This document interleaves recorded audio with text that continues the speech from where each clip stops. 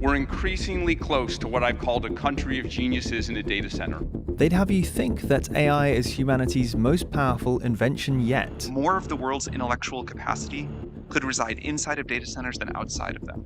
Possibly even our last invention ever. We will actually make so many robots and AI that they will actually saturate all human needs. But every generation has a technology that's going to change everything. Electricity, the railway, phones, the internet, they did change everything, and then we got used to it. Is AI really that different, or is it going to fade into the background like everything else? In some workplaces, like this London architecture firm, AI has already become routine. This project here is the visitor centre for one of our master plans in Oman. So where AI has become very revolutionary for us is the ability to create custom precedents based on a story arc, doing the models as we traditionally do, and then upscaling those images in something which is a lot more realistic, a lot more emotive. Leading AI company Anthropic predicted that many of the skills needed for architecture may soon be obsolete. But what felt like magic a year ago is becoming mundane. We see it very much as just another part of what we do now. It's similar to the invention of AutoCAD from hand drawings, taking drawings into computers, from that to 3D modeling. It's just a natural evolution that we're finding. Chris Fulton is an AI advisor for the Royal Institute of British Architects.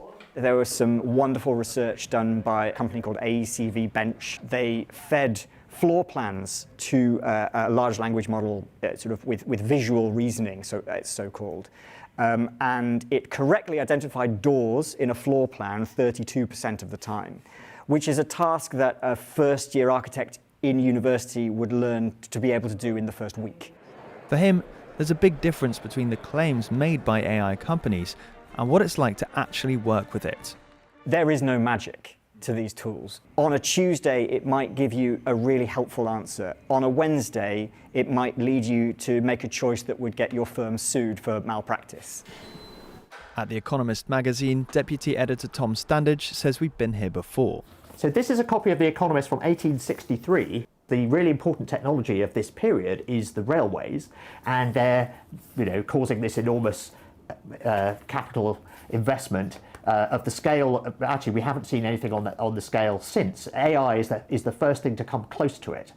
Standage has been writing about technology for decades. He's the author of a history of social media going back to ancient Egypt, and the Victorian internet, a history of the telegraph.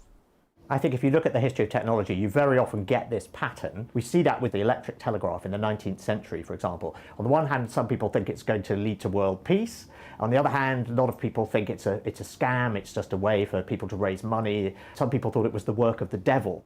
Even predictions that were all doomed, he says we've seen before. The AI bosses are simultaneously optimistic and pessimistic. The same people who are saying this is going to cure all disease are the people saying, oh, and it could kill us all. It's rather like Oppenheimer with the atom bomb. Oppenheimer wants to be remembered as the father of the bomb, so he goes around apologizing for it. By reminding you of its power, he's really telling you how awesome he is. And I think that's what the AI bosses are doing. Standage says it could be decades before we realize the full impact of AI.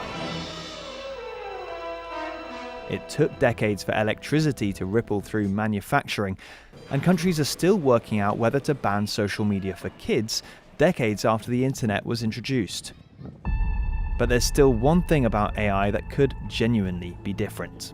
People worry that it might have its own agency. It might behave in ways that we weren't expecting and that we don't approve of. And that is different. Railways are unlikely to do that. and we get these unexpected consequences with the internet, sure, but they're actually unexpected reactions by humans to the internet. And the difference with AI is potentially that AIs themselves can behave in ways we're not expecting.